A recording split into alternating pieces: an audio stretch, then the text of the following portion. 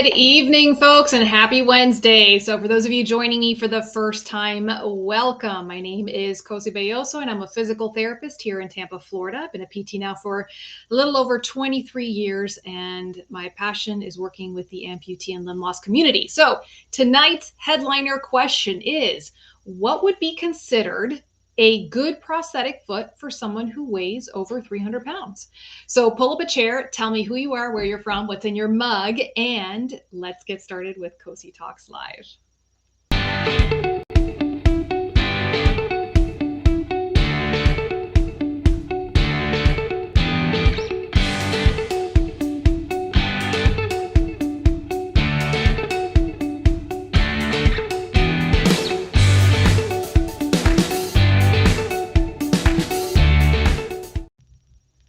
Hey guys, I am back from spring break. I missed hanging out with you guys. It's I've been doing this show now for 8 years, consistently every single week, and I can pretty much count the number of times, maybe on two hands at this point, that I've missed a Wednesday show. But last week was a much needed break with my family. I was able to take a wonderful trip to Nolens, ate way too much. Yes. And I had an absolutely wonderful time in the Crescent City. What a beautiful city, beautiful history, beautiful people, cuisine, culture, everything. Wonderful time. And just obviously getting to spend it with my family. Much needed break. But I am back. And let me tell you, we're going to go into April, which is Limb Loss Awareness Month. And this is probably, in the 8 years I've been in my own business and with the show, this is probably going to be the busiest month I've had in 8 years. I have 3 conferences, 2 of which I am teaching. I'll be spending a week at Johns Hopkins later on this in the end of April, and I'm so excited about that. They have a wonderful conference symposium going on there. I will be teaching my lecture course at Ohio State, and then I will also be teaching another CEU course at the Georgia Orthotics and Prosthetics annual meeting. So I am super stoked to have been invited for that, and very grateful for all those opportunities. We've got 2 amazing sponsored shows coming up in April. Guys, the one that is next week on April Fools, it's no fool. It's going to be an incredible show. We've been preparing for the show. It's with one of my new sponsors for 2026, with Neuros Medical, the makers of the Altia system. It's all about amputee pain, all about pain after amputation. And you guys, we've talked a lot about pain after amputation on this show, but this is probably the deepest dive I'm going to be taking. One of the reasons is because I have a gentleman by the name of Nick Hargis, who is just an incredible brain. And we're going to be talking about how pain works in the body, why it happens. We're going to get really nerdy. It's going to be one of those where y'all are going to be taking notes down. I'm just saying, and you're going to enjoy it. It's something that I learned a lot in school, but now I've been able to take a really deep dive into it. It's going to be an incredible show. So guys, definitely bookmark your calendar for next week. And then on the 15th, we're bringing back an oldie but a goodie. College Park is coming on the show, and I have none other than Haven Shepherd. So for those of you who've been with me for a while, you first met Haven when she was 17 years old. And this was probably about 7 years ago now on the show. An incredible human being, incredible athlete, just can't say enough wonderful things about her. And I am so excited to be able to have her back on the show almost 7 years later to give us an update on her life and just tell us where she's at. So I'm super excited about that, guys. Like I said, so many things happening in April. So it's going to be by the end of April, though, I will tell you, I'm going to look like a sprayed cockroach. That's what I'm going to look like by the end of April, because that's the kind of, it's going to be a crazy month. All right, let's see who's here. We got Emily tonight coming from Central PA with berry acai, sparkling water. We got Scott coming in from West Virginia with his cold water. Pop, this is the first time you've actually told me your name. Your name is Paul. I've been calling you Pop 19 because that's your handle this whole time. 19 Pop from Long Island, New York with Core H2O. This is the first time you've actually told me your name. So it's going to take a minute for me to get used to this. Let's see. Robert, yes. No, I am not on break anymore. So bring Bubbles in. Come on. We got to get things going. Only 1 week. No rest for the wicked. Mark says, good evening from Colorado. Water in his cup tonight and welcome back. Thank you. I had a fantastic spring break. It was a really wonderful, just wonderful, wonderful time. Bill coming in saying, hey, vacay girl. Bill here with water in his jug. We got Mark saying, let's see how much of a Ron Burgundy you are with my type. How much of a Ron Burgundy? I don't know if I understood that reference, Mark. I don't know if I'm that cool. You got to clue me in a little bit. We got Kelly coming in from Michigan, Donna from Wyoming, drinking water. Hope you had a good spring break. Thank you, guys. Harsh coming in from Richmond, Virginia. Tina Lou from West Virginia as well with ice water and lemon. Mary say, oh, yes, it was wonderful, wonderful, wonderful. David, Pastor David's on board with his lemonade. We got Richard coming in from Mission, Texas with Pellegrino. Sean, what's up, man? We got Tom. There's my Canadian right there. Mike from California and physical therapist assistant with my exercise. Oh, that's right. You got the book and the exercises. He's just jumping right into it. He's saying, what exercises are good for BACAs for balance? We're going to get to that in just a minute, Mike. Let's see. Oh, AYOPA. I'd love to go to AYOPA. Anybody want to invite me to go to AYOPA? I'd love to go. Deborah from North Carolina drinking iced tea. What's a good socket that won't hurt? Donna, that's a great question. Hang on, guys. I'm writing these down because I've got a list of questions. I'm going to come back to these questions. John C. from San Diego. Scott saying, got my first brand new leg today from Capital Prosthetics in Albany, New York. Yay, whoopee. Another new chapter. Awesome. Scott, tell us a little bit about this leg. And more importantly, are you getting the physical therapy to teach you how to use that leg? See what I did there? You know, I got to plug my profession any chance I get. Mark says, I am certain they make many examples of feet with weight classes of the same model. Yep. I've had to be selective when buying secondhand feet. Pun intended. Okay. That was bad, Mark. And I'm totally here for it, but that was a terrible pun. And I love terrible puns. Let's see. Mike says, my patient likes College Park Odyssey K3 foot and walks so much better. Yeah. Morgan's from Alito, drinking her water. We got Stephanie saying, nice to meet you from Lafayette, Louisiana. Stephanie, I was over in your neck of the woods last week and loved it. You have a beautiful state there. Steve says, now from Delaware. He's from Delaware. Jerry Ann coming in from Tennessee with her vanilla coffee on her heart emoji. Let's talk about AYOPA, Bill. Let's see. Chuck coming in from Wyoming is here with iced tea. All right. We got a great crew on board, guys. So yeah, let's start with the headliner question. So I had one of my viewers who texted me this question and said that he weighs 370 pounds and he wanted to know if there was a hydraulic foot on the market that would accommodate that weight. So guys, we've obviously talked a ton about prosthetic feet, and I'm actually thinking of doing, guys, quick Cosi poll, little detour. How many of you would like for me to do another nice deep dive show with like College Park on the different classifications of prosthetic feet? How many of you, if you're just like, yes, let's do another deep dive because we haven't done one in a while, or no, Cosi, we're already pretty familiar with it, we're good to go. How many of you would like for me to do a deep dive show into like the different classifications of prosthetic feet? Because I know when I answer your questions on the show, I kind of briefly go over it, but not, because obviously it's like 10 different classifications. So to take a deep dive to answer one question, put that in the comment section. I want to know. Instagram, same thing. You guys are awful quiet, but I want to hear from you guys as well. Okay. My folks on Instagram, I want you chiming in as well, please.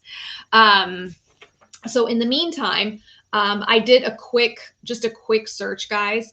And the cool thing is when you go to the manufacturer's websites and they list all of their prosthetic feet, you're going to see there the weight classifications, and that information is available to the general public. So just so you guys know, it's something that you can also do on your own and bring this to your prosthetist, because your prosthetist, they're going to know about the lot of feet. I'm going to know a lot about feet, but there's literally thousands of feet on the market, maybe not thousands, hundreds of feet on the market right now. So to really just be able to think, yeah, this one can apply to this, so this is something, part of the homework that you guys can do on your own. But just brief search that I did. Okay. I did not find any hydraulic feet that accommodate that weight. Okay. And the main reason is because if you think about what the hydraulic foot in nature is, it involves pistons and seals and things like that. So that kind of equipment that makes a hydraulic foot is going to be a bit more sensitive and may not be able to tolerate the larger weight size. Okay.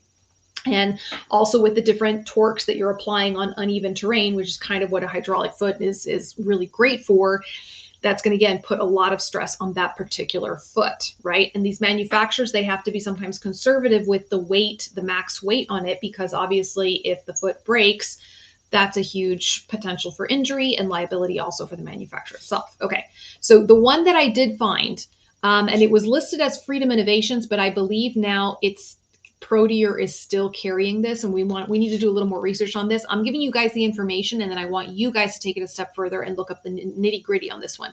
The Highlander Max. Okay, so obviously I knew about so Freedom Innovations, for those of you who are kind of new to the amputee community, used to be a foot company, and they also had knees and just a manufacturer. And then probably about 5 or 6 years ago, the company was bought out by, I think it was originally bought out by Ottobock, and then it had all this stuff through the FTC, the Federal Trade Commission, whatever. So basically, at the end of the day, I believe Ottobock took some of the products, and Proteer, I think took the majority of the products. That's kind of the general gist. So a lot of the Freedom Innovations feet went to Proteer and are now being sold by the company named Proteer. So the Highlander was one of those feet. So my understanding is, by the just quick search that I did, is that they have one called the Highlander Max. Now, the Highlander is not a hydraulic foot. It is an energy storing and response foot. Okay. But it has a weight limit of 226 kilograms, which equals to 498 pounds. So it could easily, if that is the case, and I've got my information correct, it could very well accommodate someone with 370 pounds. So it was specifically designed for the bariatric patient. Okay.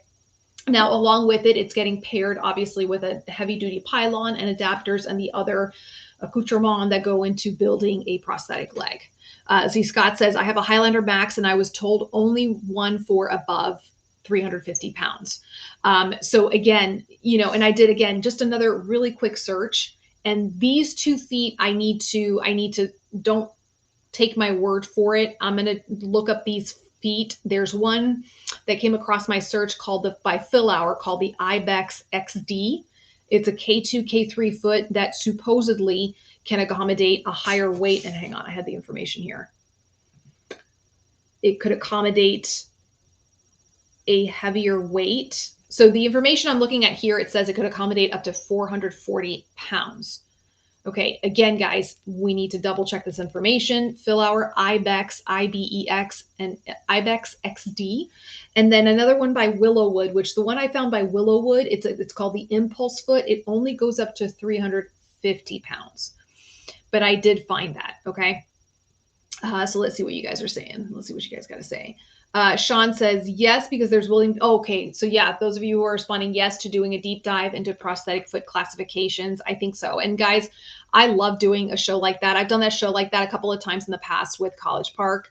I love doing it just because it just refreshes all of our memories. And then also it can bring into account some of the new technology that's come out since the last time I gave that prosthetic foot talk.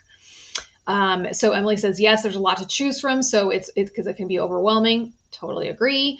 Chuck says, I would like a refresher into feet. We are looking into a microprocessor foot and weight limits. Josh says, no hydraulic. I think just the Highlander from Proteer. So do they have a website? Yes. So Mike, if you go to any of the manufacturers' websites, whether it's Ottobock, Oser, College Park, Proteer, Willowwood, I know I'm missing like a million of them right now, Blatchford, they're all going to have their websites with all of their products on there, and then it'll have the specifications and the weight category. It'll give you the weight of the foot and the category of weight of the patient it's meant for. So that's some of the basic information that all the websites are going to have available for their products.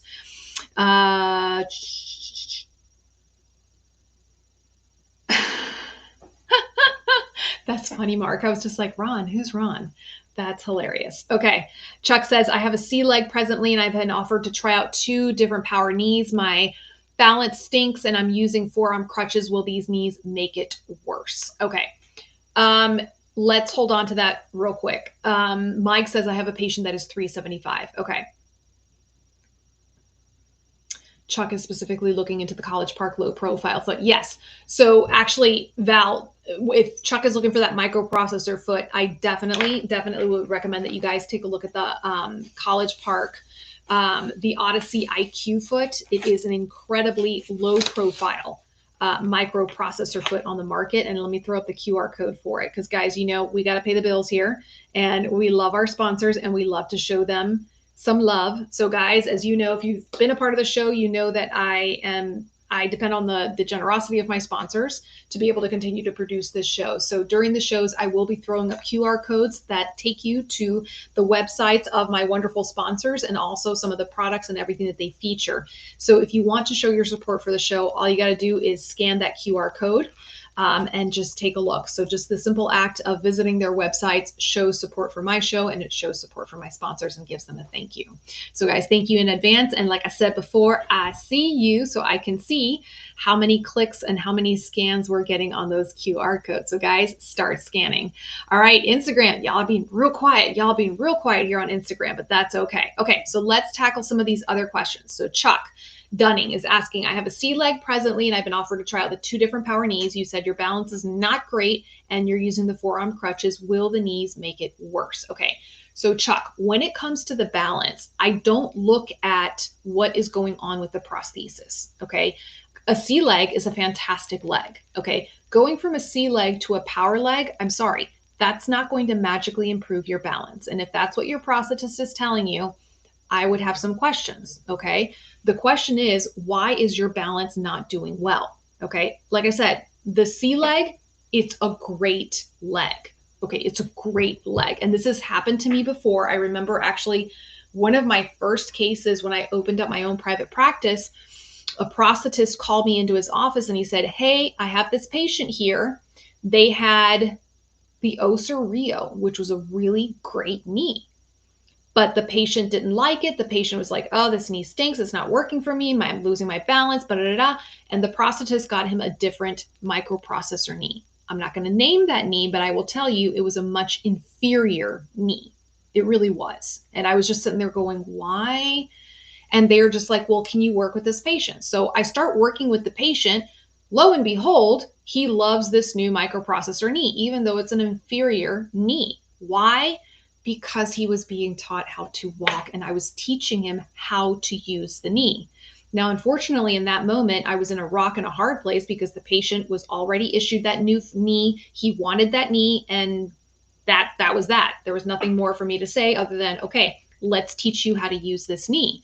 But on the inside, I was going, I wish they would have called me earlier while he still had the Rio knee, because I could have taught him how to use that one as well. Okay. So Chuck, I really hesitate when people are like, well, I want to switch knees because I want my balance to improve. That's not what's going to make your balance improve. Okay. You need to have a physical therapist who understands amputee gait training to be able to assess why is it that your balance is not improving. It's not the knee. Okay. It's not the knee. Okay. And again, if you were, and I need to put a caveat and a disclaimer to that. If you had a mechanical knee that had no hydraulics in it, that had none of the bells and whistles that the C leg had, then I could say, yeah, I can see why you're having a challenge with your balance because that knee is not providing you with a lot of support, right? And there are certain cases where if I'm working with someone and they have perhaps a less fancy knee, and we've worked all we can with them and they're still having to work really, really hard, then I would say, you know what, a knee upgrade right now, maybe to a microprocessor knee, that's going to help you be more efficient with your gait. Okay. But once you're already in the C leg range, you're in the good stuff. You're in the good stuff. Okay. And you might say, well, I prefer the feel of a Rio versus a C leg. Okay. I might prefer the feel of a power knee or a motor actuated knee compared to a C leg. Okay. But at that point, you're kind of comparing knees across the market that are equal in their quality and what they provide and their technology. Does that make sense, guys? Am I making sense with this? Am I making sense? Yeah, Linda's like, C leg is awesome. And guys, I get it. There are some people that they've undergone gait training already. So they're already experienced with their walking and they're doing great. And some might try the C leg and say, oh my gosh, this is amazing. And then other people might try on the Rio and say, oh my gosh, this is amazing, right? That's when you get to the personal preference on what feels better, okay? But in terms of making your balance better, that's a you thing. That's not the knee thing. And I'm not saying that to be blaming or whatever. I'm just saying don't throw the baby out with the bathwater. Okay, that's a great knee. Look more towards the therapy and the training that you will need to improve your balance, right? So, Chuck, if you're able to, please let me know. Have you ever received formalized physical therapy and also from a specialist, someone who understands amputees and gait training? Okay. Hey, Linda. Well, it's good to be back. Good to be back. Let's see. Anthony says, I need a whole new system. It hurts me to wear my below the knee amputee leg. So I'm looking for a more comfortable fit, not the pin. And we're going to talk a little bit about that, Anthony, because I think one of the questions here was about that. Morgan says, my prosthetist isn't above the knee. He loves the Ottobock. He's also 6'6" and 300 pounds. Yeah. And again, Morgan, once you get into this upper echelon of the microprocessor knees, and I'm lumping the power knee into it, even though the power is a motor actuated knee, they're good knees. They're great, right? Let's see. Stacy says, all about core strength. Haha. What is gait training? So again, gait training, gait is just the fancy word for walking. So it's GA. I'll type it in here. Gait training. Okay. Can you recommend a class to become certified? So Mike, I'm actually teaching that class, and I think I sent you the information, Mike, at Ohio State University. So I'm teaching it's not a certification, by the way. There's no certification yet for becoming an amputee specialist. Okay. And I want to be very clear in saying that, because there are entities out there right now that are proclaiming to offer amputee certification, and that is incorrect. And that's actually fraudulent. It's an incorrect claim.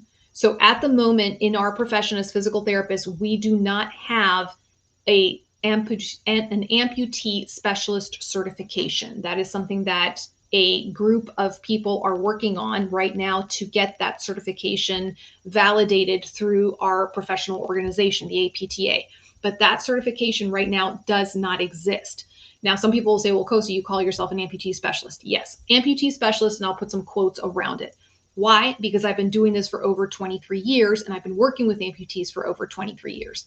So I have 23 years of experience of working specifically with amputees to back up that claim. But do I have a certification? No, I do not. And that certification does not exist. So Mike, I'm just letting you know that, because like I said, there is an entity out there right now who is claiming to have an amputee certification course, and that is a fraudulent claim. Okay. There are continuing education courses, CEU courses, and that is a much different thing. And that is what I am teaching. Okay. And that's different than calling it a certification. So I just hope that makes sense. Okay. Yeah. Well, they have specialized in a certification manner. And this is something, guys, that you've heard me pipe off about.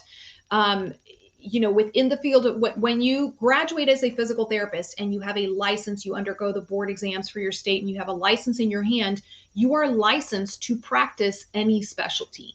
Okay.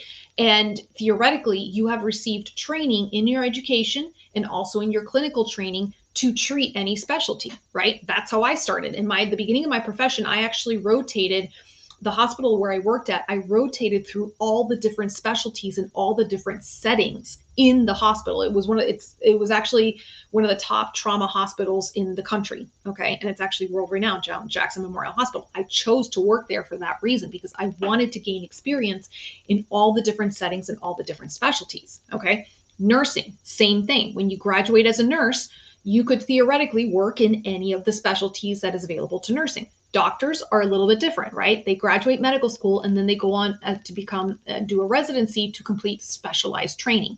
And that's where you have your pediatrics, your cardiologists, your surgeons, et cetera, et cetera, et cetera, right? Now, within the field of physical therapy, after you graduate, after you have your license, okay, you can continue to do specialized study and work and become certified in a particular specialty. So for example, we have orthopedic certified specialists. We have cardiac certified specialists. We have pediatric, neurologic, all these specialties.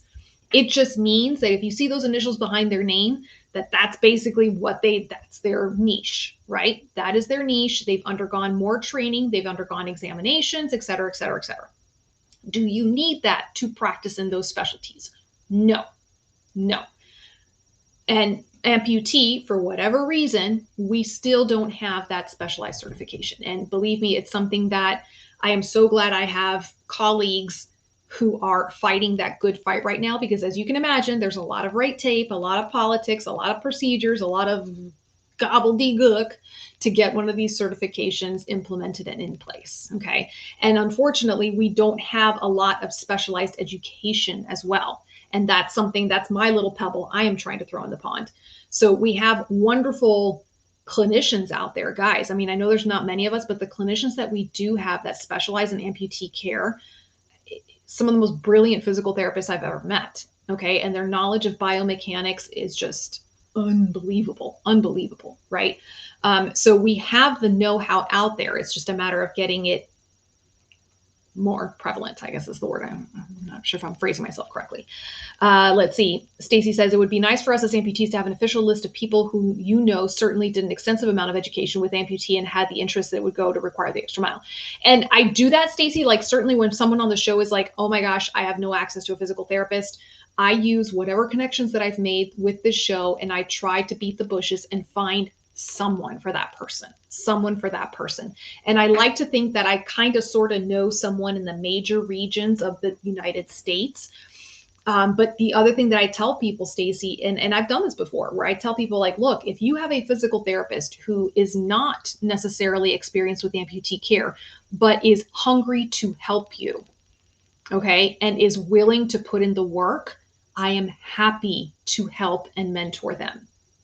Why? Because that's what someone did with me 25 plus years ago, right? And that includes not only my physical therapy mentors, but my prosthetist mentors who helped and taught me along the way, okay? And I've done that before, where I've done video calls, conference calls, phone calls, emails, and just helping this physical therapist get on track with helping their amputee patient. Because like I said, guys, when we graduate from physical therapy school and we have a license in our hand, we have the knowledge we need to treat amputees, right? We are gait training experts. We are the expert at assessing gait cycle, the human gait cycle, biomechanics. Like that is literally, it was my second class. My first class was anatomy. I took the same anatomy class as the medical students were taking. That was our very first class in physical therapy school. Second class, kinesiology. Okay. And it was all about mechanics from then on out. Like it was the medical side of physical therapy, and then biomechanics and kinesiology of the human body. That is drilled into us from day one. Okay. So, and a lot of physical therapists who are hesitant to work with amputees, when I start talking to them and they start going, oh my gosh, yeah, we can do it. It's just getting over the hesitancy with the prosthetic side of it.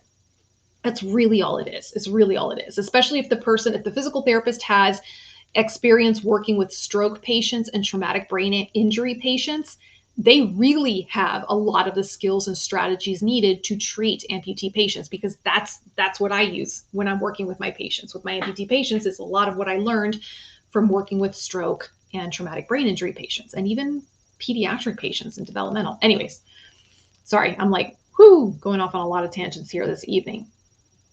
Okay.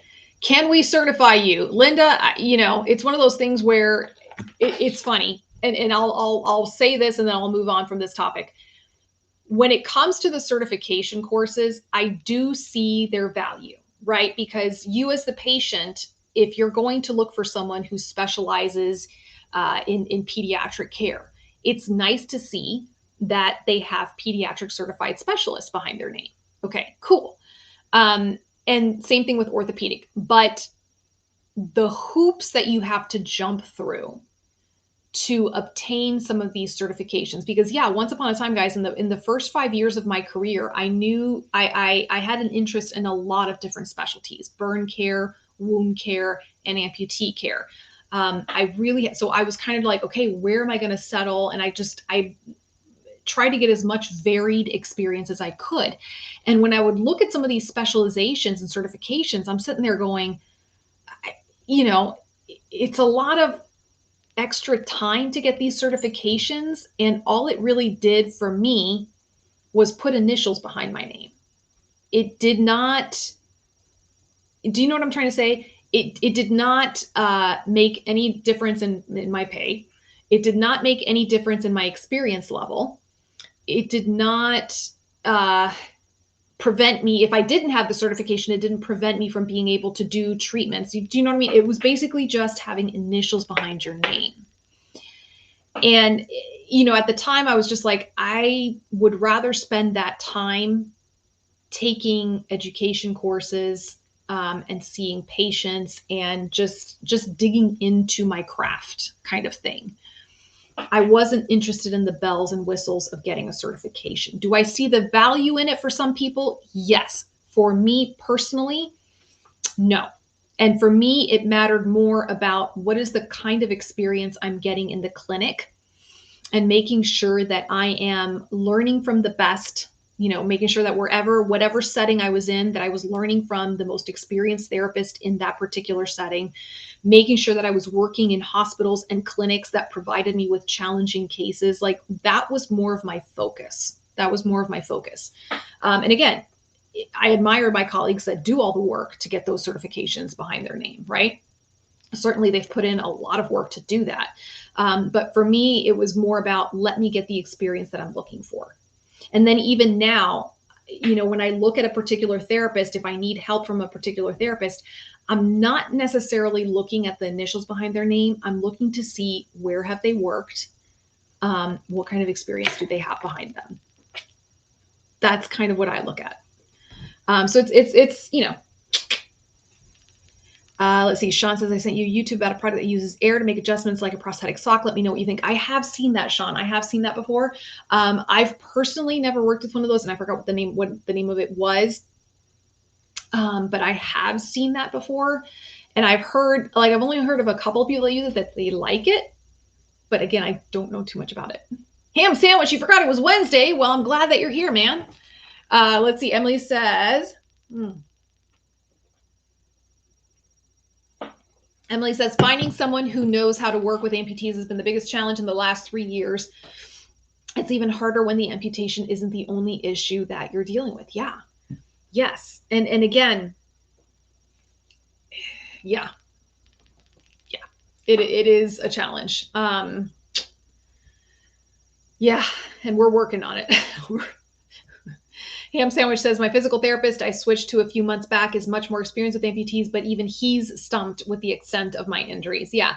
And here's the thing, and this is where, again, guys, thank you so much for clicking on that QR code. I know I left that up there quite a bit longer than I normally do. Here's the thing, and again, Ham Sandwich, this is where I'm so glad that I was led to the hospital that I was to work at. It was the hospital where I had my last clinical. It was the trauma intensive care unit, level 1 trauma intensive care unit. And in 3 weeks into the internship, they offered me a job there for after graduation. I was over the moon. And I'll tell you what, working at Jackson, I worked there for 5 years, and it was a throw you into the sharks and you either sink or swim, kid, right? And, you know, you kind of felt like a chewed up piece of bubble gum at the end of your day working at Jackson. But I am so grateful for my experiences there. I literally saw things there that most therapists will never see in their entire career and lifetime. Okay. And even some doctors, I have, you know, friends of mine, acquaintances who are physicians. And when we talk about cases and things like that, like, you know, there's just things that you see in the level 1 trauma center. And especially when you have, it's a world renowned trauma center. We had cases being flown in from around the world, certainly from around the United States. You know, it was such an incredible learning experience. And it was a sacrifice to work there. I had to take a pay cut. I was working weekends. I was working very long hours. It is a tough hospital to work at, but I think one of the biggest things that I took away from there is working with the complicated patient. Okay. And that's one thing that when I talk to other therapists, I tell them, you know, your amputees are not just amputees. They also have autoimmune. They also have cancer. They also have, you know, obviously the diabetes and the blood pressure issues and cardiac issues and liver issues and kidney issues and all of these things that will play a role in their life as an amputee. Okay. And my goal as a physical therapist when I'm working with an amputee is I want the amputation to be the least of their worries. And that's kind of something I've started saying more and more is if I'm doing my job right, okay, your amputation is hopefully going to be the least of your worries. Okay. And your focus should be more on some of the other comorbidities that perhaps you are dealing with, right? So yeah, and that's where I find, and again, I can go, golly, I can do a whole show on this, on how the education system for physical therapists nowadays, I think, is lacking in that. That you see physical therapists that they finish school and they immediately go into a specialty, or they go to outpatient care and they stay there. And I do think it's a disservice. And I don't think that the clinicals that they take in school sometimes are not preparing them enough. And then if the therapist is young and does not have necessarily someone who's guiding them in that regard, they may be missing out on that. And you see that. You see that when you have, and I've heard it from more than just more than, folks like Ham Sandwich, where, you have multiple injuries, either because you had a traumatic accident and you have other injuries from that accident along with your amputation, or you have a lot of other pathology or illnesses that you're dealing with along with your amputation. And your therapist may not be familiar on how to see the big picture and work with all the different pieces coming together, right? Scott says, here in NYS, the Department of Education would get involved with any certification and screw it up royally. Fees for the test would be astronomical, and yearly requirements for continuing education would be onerous. Still, a list would be very nice to have. Yeah, I mean, it serves its purpose, right? Having these certifications, having these specialties, it has its purpose. Like I said, for me personally, it was not the route I took. I don't regret that decision. And that's it, let's see. Mike says, I would like to learn more because amputees need help. Yeah. And I would say, Mike, if you're in the learning curve right now, look for all the CEU courses that you can. There's not many of them out there. Okay. There's not many of them out there, but the ones that are out there, start there. Okay. Start taking those courses. Robert says, I still think an additional skills identifiers would work best. Yeah. Yeah. And again, it's kind of, it's interesting because the certification does not prevent people without the certification from being able to treat those patients. And we don't want that. We don't want that. I do think my profession needs to eventually evolve to the point where we have a mandatory residency. I do think that needs to happen sometime in the future, and that's a whole nother can of worms. But I also do think that the education system for physical therapists is in need of an overhaul, and how it ties into reimbursements from the third-party payer perspective. Yeah, that's a can of worms and a half right there. All right, Morgan says, random question. I'm getting my first leg in 3 weeks. I started using an iWalk a week ago. I am spending about 3 to 4 hours on it a day. Is that going to do any damage, or is it a good thing? 10 weeks post-op. Okay, Morgan, I'm going to be super honest with you. If you're an iWalk, I'm assuming here that you're below the knee amputee. I am actually not a huge fan, and y'all can come after me for this one. I'm not a huge fan of the iWalks, okay? And there's a little asterisk to go with that statement, okay? Main thing is because I like the fact that it gets you up and weight bearing, okay? Once upon a time, okay, there was something called the IPOP, the immediate post-op prosthesis. Okay, so once upon a time, you had your amputation done, and in the hospital, in the OR sometimes, the prosthetist would come in, would cast you for a temporary prosthesis. It was a very simple device. Sometimes it was as simple as a cast, a pylon, and a little foot, okay? But it was basically, it was kind of like an iWalk, okay? The difference was that your knee was not bent when you were using it, okay? And it provided you with the ability to start getting up on that leg right away, okay? So they would allow you to put a little bit of weight and slowly progress you, and obviously making sure the wound was okay, checking everything. It was a whole protocol, whole process. But the point was, you were up on 2 legs, so to speak, very shortly after your amputation, okay? Now, so many benefits to that, okay? Number one, the emotional benefit of being able to just start putting something on there and seeing yourself standing on 2 legs again after an amputation. So the emotional benefits there. The weight-bearing benefits, okay? So you're starting to help pump the fluid out of that residual limb by putting gentle weight-bearing into it, okay? Which would also then help with wound healing process. Okay, and again, you have to do it very carefully so that the wound is being protected while it's being done. Okay, you're up and moving. Okay, you're not just hopping around on 1 leg, which all the damage that can come with just hopping around on 1 leg. So lots of benefits there. So the iWalk, when it came out, At first I was like, okay, this is kind of cool. But what I really don't like about it, I really don't like that you're bending your knee and putting that weight into the kneecap, into your patella, and that your knee is bent that whole time. Okay. That is asking for a contracture. And again, the pushing down on the patella, that your knee is not meant to take that kind of pressure. That's not how we were meant to walk. Okay. Now, I told you there was a little asterisk and disclaimer to my statement about not liking eye walks. Okay. I can see the benefit of an eye walk if you are a below the knee amputee and it's something that you just put on real quick at night when you have to get up and go use the bathroom. Okay. Because it's probably easier, a lot quicker to put on than your full prosthesis. It might be a little more comfortable to use than saying crutches or a walker. So I can see for a little quick point A to point B, walking 15 to 20 feet at nighttime when you have to use the bathroom. Okay. But that's basically it. So Morgan, I like the fact that you're up and moving right before that 6-week mark. Okay. But that's the part you really got to really be thinking about. Okay. Is the pressure that it's putting onto your knee and also the knee flexion tightness that might be happening there. All right. Let's see.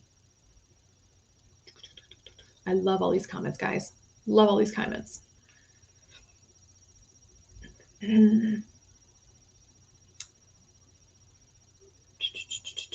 G.I. Jane finally showed up. Oh, girl. Good to see you, girl. Good to see you. Oh, yeah. Did you find the package? I need to know. Let's see. Ham Sandwich says, if I'm laying by my side, I can bring my above knee leg forward slowly, but I can barely lift it up off the bed when I'm just laying flat. I can't push backwards through either 4-year atrophy and stretched nerves. We're still trying to wake my nerves up, but not much movement. Yeah. And again, if you have that nerve damage there, Ham Sandwich, then yeah, you're going to be, and again, I don't know if you've had nerve conduction studies done to see how extensive is the damage, how much activity, nerve activity is going on in there. And yeah, working around something like that can be very challenging. But yeah, there are ways yeah. Robert says additional skill is for the patient so they know who to ask for. It does not stop any certified PT from helping also. Yeah, you're absolutely right, Robert. And that's kind of what I meant when I said earlier, like when it comes to someone, the patient-facing side, looking for someone who's a specialist, seeing those letters and certification behind that person's name, it does give you that boost of confidence there. But again, I also ask you to take it a step further, just take it a step further and say, okay, let's talk about the person's experience, right? And see where that experience is from. Linda says, I knew you were going to say that. She knows how I feel about it. And she knows I'm not going to be shy about saying it either. Let's see. Got your stubbies yesterday. All right, Jane, time to take off, girl. Woo! All right, let's see. Christy from Auburn, Nebraska is watching as well. Morgan say, that's why I asked you. Thanks. I've been out doing farm chores on it. And again, Morgan, it kills me. Like, it really kills me to say, like, I don't like it, because I like that it's getting you up and moving, right? I like that. As the trendy expression goes, I love that for you. But it's the other side of it that just makes me go, oh, especially if you're this close to getting your true prosthetic leg. Just promise me, Morgan, get thee to the physical therapist so they can teach you how to use that prosthesis properly. And just use the eye walk for nighttime bathroom visits. That's usually the compromise I try to strike with my patients, where I'm just like, okay, I know you love that eye walk. Y'all love your eye walks. Let me tell you, I've gotten some heated discussions. Y'all love your eye walks. It's like the good Christian woman in her hat going to church. Do not try to take the hat away from that good Christian woman going to Sunday church. Do not try to take an eye walk away from someone who loves their eye walk. I'm going to get myself into some trouble with that one. All right, guys, let's kick it over to another one of my sponsors. All right. Who we got? Well, we were in honor of G.I. Jane getting her stubbies. Let's talk a little bit about Integrum. So the traditional sockets can be very frustrating, but with Oprah, you get direct skeletal attachment for more comfort, stability, and freedom. And with their bonded matrix, it makes it all possible. Only with Oprah, only with Integrum. So scan the QR code, guys, to learn more about the bonded matrix. We've been talking a lot about it in the past few months, and we're going to continue to talk more about it. But go ahead. I know you're curious, and it's okay to be curious. Click and scan that QR code, and you're going to be able to learn some more. All right, let's see. All right, D. Liebeck says, if you are eligible, sorry, Instagram, I'm not meaning to ignore you here. Let's see. Harsh says, I'm a prosthetic resident from Calgary. Welcome aboard, Harsh. Bubbles Great Adventure says, hello, Robin Georgia with coffee in his cup. That was from earlier. All right, D. Liebeck says, if you're eligible for a new knee, Chuck, you could still entertain other technologies that may reveal benefits you may not even anticipate. So that's referring back to Chuck saying he wanted a different kind of knee to perhaps help with his balance. I agree. And then again, with an asterisk behind that, guys, in order for you to really be able to appreciate the differences between knees, I really truly think that your physical mobility needs to be optimized. Okay. Meaning go through the process of the gait training and learning how to do your balance and muscle strengthening and coordination and all of those wonderful things that you do with a physical therapist. And that is going to really make you be able to appreciate the nuances and the different bells and whistles for each kind of knee. Okay. Here's another example of what I mean by this. When I was teaching, and this goes for most of my patients, most of my runner patients, Damon's good looking guy right here on the cover of my book. Okay. When I was teaching him how to run, okay, he was using the Philauer All Pro foot. That was his normal everyday walking foot. And I was super stoked about it because it was a foot that we could teach him to run in. Okay. It was not going to be his final foot. And his first question to me was, well, should I go ahead and, because, you know, he had wonderful good benefits. He's like, well, should I go ahead and get a running foot? And I said, no, because if I were to have you try on 2 or 3 different running blades, you're not going to be able to appreciate the differences between them because you haven't worked on the running mechanics yet. Okay. You don't have the strength yet for the full running mechanics, and you haven't been running since before your amputation from many, many years ago. Okay. So what we did is we actually taught him how to run on the All Pro foot, which is a fantastic foot. And once he was able to consistently run a mile and his running mechanics looked good, his strength was good, everything was looking good, then I was like, all right, now's the time to trial some of these other running blades, because now you're going to be able to appreciate the difference. Okay, so Chuck, that's kind of what I'm trying to tell you right now with your C leg. Before you go switching, oh dear, I forgot to connect my battery. All right, y'all might see me pause for a moment to connect my battery. I can't believe I forgot to do that. Hui. So Chuck, I would highly, highly, again, encourage you before you go switching legs, because again, the C leg is a great leg, go see the physical therapist and go through a gait training protocol and then see, okay, if that leg is still the right one for you. That's when you're going to really be able to appreciate it. All right, Morgan's going to be working with the PT. I'm holding you to it, Morgan. Let's see. Oh, I appreciate that, Robert. Thank you. I appreciate that very much. Thank you, guys. I appreciate it. Anytime you guys are helping me promote the show, you know, I have a very small but mighty team, but we definitely depend on the generosity of sponsors and also your generosity in helping spread the word about the show. So anytime you guys give me a shout out or tag me or refer one of your folks over to me, I really, truly appreciate it. Thank you very much. All right, let's get on. There was sorry guys, there was a question from, hang on, scrolling back up. Mike, I think you had a question about good balance exercises for BACAs from earlier. Did I get that right? Did I get that right? Ooh, Emily, I missed that. Your lymphedema therapy starts again April 17th at 8 a.m. Yay. Yay. I am very happy to hear about that. Morgan was at a Dare to Try event and overheard people talking about my show. Oh, that's awesome. Yay. Sorry guys, I missed some of these comments from before. All right. Okay, so Mike, he's a physical therapist, and he was asking about questions about balance exercises for a bilateral above the knee amputee. Okay, so here's kind of the general gist. When I work with someone who's a bilateral above the knee amputee, I used to, when I was first starting out, I would be like, ooh, what am I going to do? How do I start with this patient? A lot of how I start with my patients is very similar protocol. Hey, Sean, have a great night and have a good day at work. Get yourself some rest, and we will see you on the flip side. Sean, bookmark April 1st. Huge show next week. You do not want to miss this one, okay? You're going to go to bed late next Wednesday. You go to sleep early tonight. You're going to go to bed late next Wednesday because it's going to be that much of an awesome show. Hopefully my battery doesn't cut me off in the middle of this, guys. All right, so I'm looking right now at my book, okay?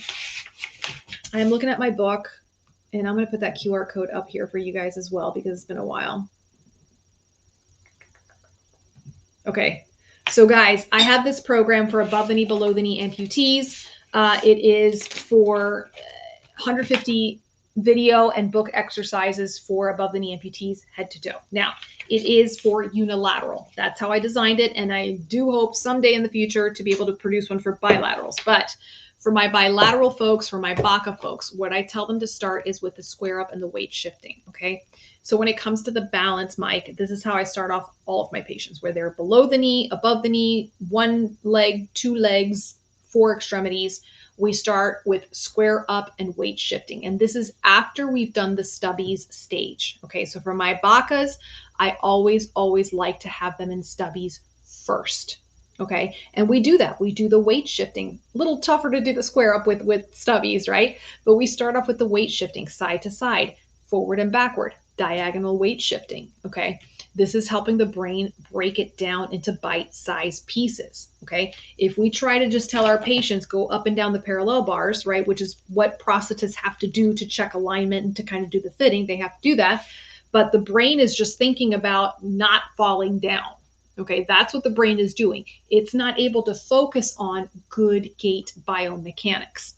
So we need to break it down into the bite-sized pieces so the brain can focus and then develop those new neural pathways and new learning experiences there. Guys, click the QR code. Show some love there. Come on. Let's see you guys click that QR code, okay? So with the weight shifting, you're doing that. You're enacting the sense of proprioception again. You're starting to wake up those hip muscles, the abductors. We're getting things moving again. We're getting the core to start working also with those hip abductor muscles. So there's a lot of stuff going on there in the very deceptively simple weight shifting exercises. So for balance, that's where I would start. Okay. All right. Robert says April 1st, first day of limb loss and limb difference awareness month. Yes. Yes. And we purposely did it that way. We wanted to start off the month with a bang. And let me tell you, the show for next week, guys, it's going to be fire. It is going to be amazing, amazing, amazing. Yeah, no, Emily, I would agree with you on that one. I would say, yes, get that lymphedema under control. Get it under control. Get it stabilized, girl, because that's when you're really going to be able to push forward with your mobility and therapy. All right, let's see what else we got going on. Tudoso Bria Amputados. That sounds like it's either Brazilian or Spanish. I can't tell. Hey, Mabio, if you're still on there, man, good to see you. All right, let's see. What else we got? We had one other question. Ooh, this was the good one. Hang on, guys. This is one I wanted to show you guys this evening. Things.com. Okay, so I had a question that came in. I had a question that came in from someone who's a hip disarticulation. Kelly says, I have a hip disarticulation since 8/25, so August of 2025. I use cheap drive forearm crutches, and I have a lot of pain in my hands, wrists, and shoulders. Yep, I'll bet you do. I know they're cheap, and I was wondering if you know of better forearm crutches. I will be getting a prosthetic soon, but I know I'll probably not use it all the time and will still need crutches. Thank you in advance. Okay, guys, this one. I was like, how have I not ever seen these crutches? I actually had a lovely, lovely new person last week that I started working with. And I'm so excited. Oh my gosh, guys, it was actually 2 weeks ago. Last week I was on break. So 2 weeks ago, I have this wonderful human being that came to see me, and he wants to learn how to run, and he's a hip disarticulation patient. So stoked. And he was super cool about letting me go ahead and post videos. So I'm going to hopefully be posting some videos soon about the first day of like teaching him how to run. And thankfully he has a wonderful prosthetist that we were able to start collaborating. Even though we don't have a running prosthesis yet for him, we were able to kind of just start just seeing something put together. Anyways, he comes in with these crutches that I had never seen before. It's the Moby Legs crutches, the coolest thing ever. And what really got my attention about these crutches is he says he doesn't have any shoulder pain, which I'm like, for the amount of time he uses crutches, I was half expecting him to tell me that his shoulders were killing him, because that's unfortunately what I get from a lot of my folks who use crutches and walkers a lot, is their shoulders, their wrists, their hands, their elbows are killing them. But I love how these crutches are designed. I feel like I haven't really dug into the company at all. I just got the name of the crutches, where he got them from. They're incredible. And just how they are designed and set up, you can tell that someone who knows biomechanics and kinesiology designed these crutches. It would not surprise me if I find out that this was designed by a physical therapist. These crutches are incredible. And I will say this, if you are someone who uses a walker, crutches, or a wheelchair for a significant part of your mobility, and when I mean significant, I mean on a daily basis, even if it's just for a few minutes, you need to invest in a good piece of equipment. Okay, it's worth the cost. Like, I'm imagining that these crutches are probably more expensive than your average drugstore crutches, but in terms of protecting your joints, this is where you need to make the investment. Okay, if you are someone who's using crutches on a regular basis, and it sounds like this particular young lady is going, she said, even though I'm getting my prosthesis, I will probably be using crutches a lot. Okay, it's worth the investment. It's worth the investment. The second thing, strengthening the shoulders. Okay, and this was a conversation I had with one of my colleagues named Steve, that we were both discussing how in the early stages of amputee recovery, before the person even gets their prosthesis, in those first few days in the hospital, our focus is not necessarily on getting the person to walk long distances on one leg with their walker or their crutches. Our focus is get them up out of bed and get them upright, but also start strengthening the shoulders, because we see so many cases of people blowing their rotator cuffs, or having to have shoulder replacements, or having just pain because of how much stress and abuse their shoulders had to take, either from being in a wheelchair or from having to use crutches and a walker and not using good mechanics with it. $329, holy smokes, guys. And I said, I hadn't really had the chance to look a lot into these crutches, but I can tell you, just based on what I saw from this particular patient of mine using them, they look great.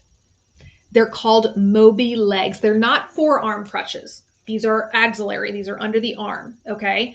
So they're not forearm crutches, but like I said, the particular patient that came in, he is a hip dysarticulation patient, and he uses his crutches all the time. Hey, I'm down for it, Linda. Maybe they should sponsor Cosi Talks. Mobi legs, if you're watching, come talk to me. But no. Yeah, well, the fact is, Robert, you bring up a good point. Current crutches were designed for short-term healing. We need long-term solution for times we're not on our leg. Our issues are lifelong. It's an excellent point, Robert. And you're right. Crutches, kind of theoretically, traditionally, were used to be a crutch until you were walking on your own. Okay. But again, for me, if you're going to be using a piece of equipment, it's worth investing in that equipment. So whether it's the walkers, you don't really have a whole lot of options right there. The crutches, now we have this particular option. Okay, Jane, phew, you almost gave me a heart attack there, girlfriend. I mean, I know $115 is still expensive, right? Especially when you compare it to like $30 crutches that you can pick up at Walgreens. But guys, what I've seen so far of these crutches, I'm really stoked about them, and it's worth the investment on the wear and tear. Now, I will say this, they do have a little bit of a spring, and I'm going to start playing with them a little bit more. I might order a pair myself and just start playing with them myself. It's a different feel, and I'm looking at the website right now. It's a different feel. So you definitely have to learn how to use these crutches and be safe and all that kind of good stuff, right? Because it is different than your average crutches. But I might just order myself a pair. I might just do that. Let me see if I can put that in the Cosi Talks budget and just try them out. Let me just do that. All right. Let's see what else we got. What else we got? Oh, we got to kick it over to another sponsor. We got to kick it over to, what happened to my papers? Oh my gosh. Guys, if my head were not attached this evening, I don't know what would be going on. Don't know what would be going on. All right, let's kick it over to one of our newer sponsors, Sleeve Saver. And Sleeve Saver is here to say that Vital Fit Skincare is back and now available under the Sleeve Saver label. So keep your skin soft, protected, and ready for prosthetic life with this trusted dermatologist-developed formula. And if you're interested in becoming an ambassador for Sleeve Saver, or you would like to be a part of trying their new products, go ahead and scan that QR code and fill in the little form that they have and go explore. All right, guys, many of you have been asking me questions about Sleeve Saver. I know Bill had talked about some of his new products coming out, specifically like the liner stand. I've had a few of you text me about that. So he is keeping me posted. I know more things are coming out soon. And as soon as I know about them, y'all are going to know about them. But yeah, that was just a wonderful, wonderful human being to have in our corner in amputee world. Let's see. Is my book in digital form? No, it is not. And that is on purpose. Well, it is and it's not. So if you subscribe to the videos, okay, for every video, there's a corresponding book entry. So for example, if you look at phase 3 for legs, there's an exercise called monster walks in the book. So if you go to the videos, you're going to see the video on how to do the monster walks. Okay, so that is my digital book. I purposely put it in print because I find that for many of my patients and many of my folks who use the program, having that print in front of them just really helps with the learning process. But yes, I did create the videos also because some people do better by seeing a demonstration being done by an amputee and someone who looks very similar to them. Oh, so Robert says, I got my shipment of the lotion and man, it is the best. It really, truly is. It really, truly is. So yeah, but I would recommend just take a look at the videos, take a look at the books. You know, whenever my patients come to see me, my patients automatically get a subscription to the videos, and the majority of them end up buying the books themselves as well, because it's just something, it's a reference book for the rest of your life. Truly, it has all the fitness that you will need for lifelong right there. Okay, let's see. Oh, guys, thank you guys for clicking those QR codes. I love it. I love it, love it, love it. Tell you what, we're going to sweeten the pot just a little bit. We're going to sweeten the pot, guys. The record for QR scans so far has been 43, which is incredible. Incredible. There was one show where 43 of you scanned the QR codes. I'm going to sweeten the pot. Whenever we break a record for QR scans, I will select a winner to get a free book. How's that? I just came up with that one right now. Not bad, right? Okay. So scan away. Scan away. And then you got to tell me I scanned, because that's who I'm going to choose. That's who I'm going to choose the winners from. And y'all are going to be honest about it. I know y'all are going to play honest about it. All right. Speaking of scanning, let me scan through these questions and make sure that I didn't miss anything. I know tonight's been a little bit crazy. There was one other comfortable socket. That's what it was. Donna, you were asking about what is a comfortable socket. Okay. Donna, don't hate me on this one. This is not a cop-out answer. This is truly a real answer. Okay. The comfortable socket is the one that your prosthetist makes well. I know it sounds like a total cop-out answer, but hear me out, okay? The style of socket, that is so unique to every individual. It truly is as unique as a fingerprint, okay? And the proof is in the pudding. You cannot reuse sockets. Think about that, right? When we go to, like, if you go to a place like the Range of Motion Project Clinic in Guatemala, right? They take a collection of used componentry, prosthetic componentry. They'll take feet, they'll take pylons, they'll take knees, they'll take adapters, they'll take all sorts of things. They cannot take sockets. And by the way, guys, Penta Recycling is another fantastic place to send your used prosthetic parts to. They're listed on my website. So the socket, again, so much of it, in my opinion, depends on the skill of the prosthetist. It really does. It depends also on the shape of your stump, right? There are some residual limbs that are shaped beautifully, that the surgeon did a beautiful job of of managing those soft tissues, of doing the skin closure, and it looks great, and off you go.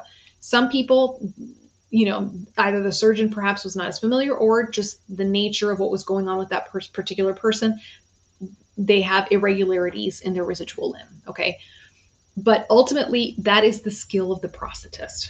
Okay, there are so many different techniques for creating a socket nowadays. We have the traditional hand casting, we have 3D printing, we have all these different types of scanning techniques, okay, to create a socket.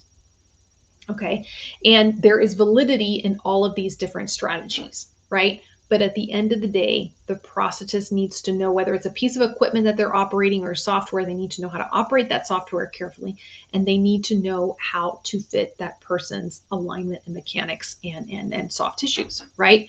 They are. Robert says our sockets are individual, molded, and adjusted, so I can understand why they can't be used again. Yeah, okay. But then that also means this is also why we have sometimes so much trouble with sockets and getting them comfortable for people, right? So we have something new on the market now. I think it's called of course, it just slipped my mind. Slingshot, right? Like that's the newest toy out there on the market in terms of socket technology. It's cool. It's the shiny novelty. A lot of people are really stoked and excited to learn about it. I think it's a great thing, right? I think it's great for us to have different options out there. Okay. But again, you're still depending on the skill of the prosthetist who is fitting you for that particular socket. Does that make sense? Okay. It could be a not so great socket, but if the prosthetist knows how to fit it properly, it's going to work great. Okay. Vice versa. It could be a really great socket, really great product, but if the prosthetist doesn't know what they're not great at fitting sockets, it's not going to do well for you. Okay. The second thing, Donna, to consider when it comes for getting a socket that's comfortable is what are your needs? Okay. Are you someone who is, you know, very athletic, very fit, very mobile? In which case, having a socket that goes all the way up to your groin is probably not the best option for you because it's preventing you from having that mobility. Okay. Or are you someone that your mobility is not great? Your strength is not great. You are not very stable, in which case we want to give you more stability with your socket and keeping those trim lines a little bit on the higher side. Okay.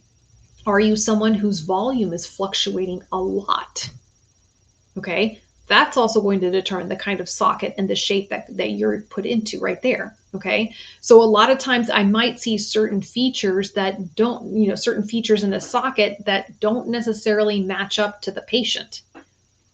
Okay. Like one of the common ones that I'll see sometimes is I'll see a patient that comes in with a very low socket, almost like a sub-ischial socket where the trim lines are very low because they couldn't tolerate the higher trim lines, but now they're losing stability and they're not comfortable in the socket. Okay.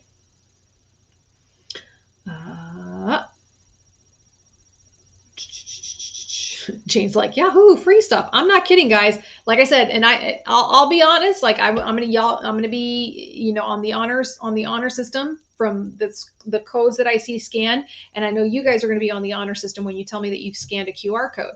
Right now, we are at 32 QR code scans. The record so far is 43, and we still have one more QR code to scan. Okay, the record so far is 43. So if we break 43 tonight, I will randomly select a winner from people who've scanned the code, and I will send them one of my books. Let's see. Ham Sandwich says, I was scanned and I was already subscribed to the YouTube, but I already have a book, so just don't pick me. You are so sweet. I love it when y'all are so honest and sweet. Let's see. Chuck says, do the books have updates or are the ones we have and use the same? Right now, they are the same. So right now, these are the original books that I published 3 years ago, and they have quite a bit in them, I am hoping. Oh, Linda says, when I'm watching from the phone, I can't scan. Okay, you know what, though? Here's what I need to do. And I'll do this for the next one. I need to start putting the links into the comment section, and that's something I do need to start doing. What are my thoughts on the EthnoCare overlay? I don't know, but I'm going to write it down. I'm going to look it up, and Dick Devers, I'm going to get back to you on that. EthnoCare. I've heard of that. I am just not. Okay, there's my homework assignment. I'll let you know. Is a double wall socket really comfortable? Okay, so I don't have as much experience working with double wall sockets, and part of the reason for that is my understanding is that they're kind of a challenge to fit. They're kind of a challenge. I know that Ronnie Dixon over at POA in Tennessee, he makes them and he does a great job with making them, and I know he likes to use them. Again, it all goes back to, is your prosthetist good at fitting these things, right? So my knowledge of the double wall socket, and that just kind of reminds me to catch up on a couple things on that as well. My knowledge of the double wall socket is a little bit limited, but my understanding is it really gives amazing, amazing suspension. Like there's a picture of Ronnie. He's got a bilateral patient that he's holding up by the feet. He and this other guy are holding this guy up by his feet, by the prosthetic feet. And because he uses double wall sockets, like the leg's not coming off, which is pretty impressive, right? But again, it just goes back to, you know, how good is your prosthetist at shaping the socket to your anatomy? That's it. That's it. It kind of, and again, I know that sounds like a cop-out answer, but that truly is what is at play. What is at play? All right, guys. So our final QR code for the evening is going to go to our new sponsors for next week, Neuros Medical. Okay, so they want to know if you are living with phantom limb pain or residual limb pain, that you need to learn about their Altius system. It is the first and only FDA-approved device to aid in managing chronic post-amputation pain in adult lower limb amputees. So make sure you scan that QR code, or visit neurosmedical.com to learn more. So for those of you who do not have the ability to scan the QR code because you're watching me on the phone, go ahead and click on that. Click on the link that I just posted there. And I'm going to come up with something better for that. I'm going to try to get that, make sure you guys can participate as well. All right, we got Glenn on board. Okay, so we've got some folks here on Instagram. Instagram's kind of quiet right now, but that's okay. All right, guys. All right, drum roll. Oh my gosh. You guys are amazing. Drum roll. Keep it going. Keep it going. Keep it going. Guys, if you scanned a QR code this evening and want to enter into this contest, go ahead and put scan or put something, or put yes, put something from there. Guys, not only did you break the record for 43 scans, we're looking at 54 scans. You guys are awesome. You guys are awesome. You guys, 57. Oh my gosh. Y'all don't even know. Y'all don't even know how happy this is making me. Oh my goodness, 59. You guys are amazing. Thank you. Oh my gosh. Like the numbers keep going. The numbers keep going. We're going to do 2 books. We're going to do 2 books tonight because that's how stoked I am right now with you guys. We're going to do 2 books. We're going to do 2 books. All right. I'm just going to start randomly. Yeah, Mike. So Stand Up POA uses double wall socket. And actually Ronnie, who's got his own POA clinic in Chattanooga, Tennessee, he originally started off as a patient at the POA in Orlando, and he trained under Stan. So that makes sense, right? But I need to kind of brush up on my knowledge of double walled sockets. Oh my gosh, you guys are awesome. All right, ready? Ready? Y'all start putting the names in there. Stop putting your names in. There we go. Putting your names in there. Okay, here we go. First winner. All right, I'm closing my eyes. I'm just going to land on, my cursor's going to land on G.I. Jane. G.I. Jane, you're my first winner. All right, closing my eyes, guys. Closing my eyes. And I'm going to just put my cursor. That's how we're going to do it to make it fair. Put the cursor on it, and it's on Donna. All right. Donna and G.I. Jane, you guys are awesome. Okay, here's what I want you to do, ladies. Email me your addresses. If I don't have your addresses, I cannot mail you the box. So please don't make me have to chase after you because I can't find you on social media. Please, please, please. Gigi's like, what? Girlfriend, let's go. Donna, you're the other one, Mamacita. Send me your addresses so I can get those books out to you tomorrow. Okay, I like this game. We're going to play this game every week. We're going to think of something. I will think of something. Maybe we'll even auction off Bob one day. How's that? You know what? Bob's like, what just happened to me? All right, guys. All right. Good job, guys. And guys, again, those of you who scanned, thank you so much. Ismail, thank you guys for scanning. I really, really, truly, truly appreciate this. And I know that my sponsors are going to be very excited about this as well. Okay, guys, listen up. Next week, April 1st, okay? Those of you who are on my email service, you're going to be getting an email from me giving you hints about the giveaways for next week, okay? Those of you who are on my texting, my producer, my movie crew, girl, the Oscar does go to you. I think I'm going to give you the Oscar. I love it. Drama queen right there. I love it. I love it. Send me the address. Miss Donna, send me your address. Okay, next week, guys, April 1st, you want to be there. I'm going to start posting on my socials some things here and there. Please engage with those socials, okay? If you're not already following me on Instagram, Facebook, YouTube, TikTok, Rumble, if you're not following me on some of those platforms, please consider doing so.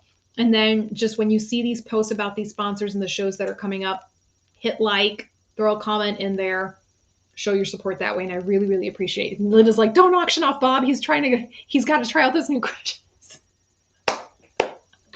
I love it. Linda, I'm dead serious. I'm going to approach the Mobile Legs company and I'm just going to see if I can just trial a pair of their crutches because I think they're kind of awesome. Yes, Donna, I need yours. So even if I've had your address in the past before, please send me your address. Send it to my email that I just posted there below, and I'm going to post it again. And guys, this email is also for you guys. For those of you who are new to watching my show, this is one of the ways that you can get in touch with me to ask me your questions. And these are the questions that I pull from every week on the show. Okay, guys, my battery is just like done, kaput. So I'm going to sign off before it cuts me off. Guys, as always, thank you for letting me be a part of your life.